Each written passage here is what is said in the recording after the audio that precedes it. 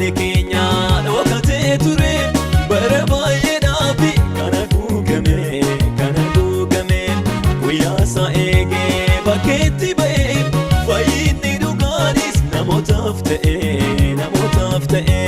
guyyaa isaa eegee bakkeetti ba'ee fayyinni guddaani namootaaf ta'e.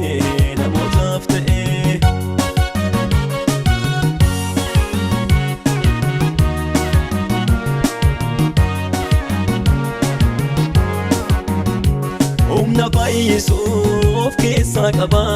wangeelli keenya kan diigamanii ijaara wangeelli keenya kan badanii karaatti isaanii deebisa wangeelli keenya saafuu yaa wangeela keenya saafuu yaa wangeela keenya saafuu yaa wangeela keenya billaa qarlamaatti hojjetam yooti jiraataniif jireenya wangeelli keenya saafuu yaa wangeela keenya saafuu yaa wangeela keenya saafuu yaa wangeela keenya billaa qarlamaatti hojjetam yooti jiraataniif jireenya wangeelli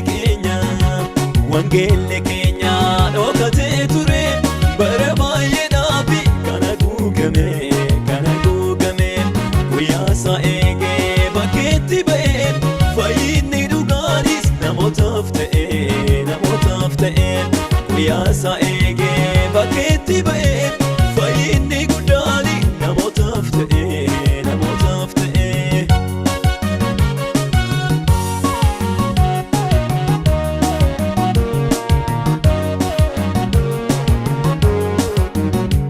Erga wangeelli dhugaan ergame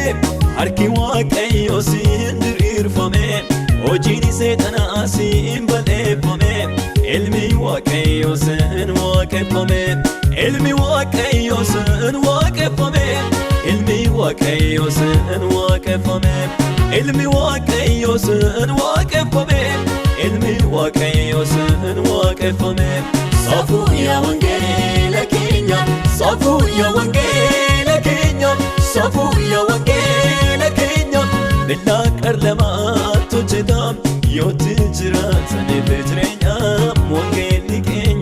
wangeelli keenya dhokatee ture bara baay'eedhaaf kan haguugame guyyaa isaa eegee bakkeetti ba'ee fayyinni dhugaanis namootaaf ta'e guyyaa isaa eegee bakkeetti ba'ee fayyinni guddaani namootaaf ta'e.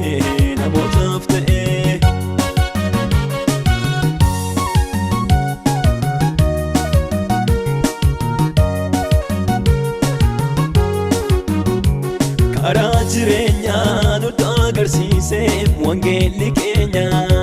waaqayyoo wajjin wal barsiise wangeelli keenya badiisa jalaasii namoota baase wangeelli keenya macaafa hundumaa keessa seenee jiru wangeelli keenya saafuu yaa wangeela keenya saafuu yaa wangeela keenya saafuu yaa wangeela keenya billaa qarlamaatti hojjetam yooti jiraataniif jireenya wangeelli keenya dhokatee ture bara baay'eedhaaf kan haguugame guyyaa isaa eegee bakkeetti ba'ee fayyinni dhugaanis namootaaf ta'e guyyaa isaa eegee bakkeetti ba'ee fayyinni guddaani namootaaf ta'e.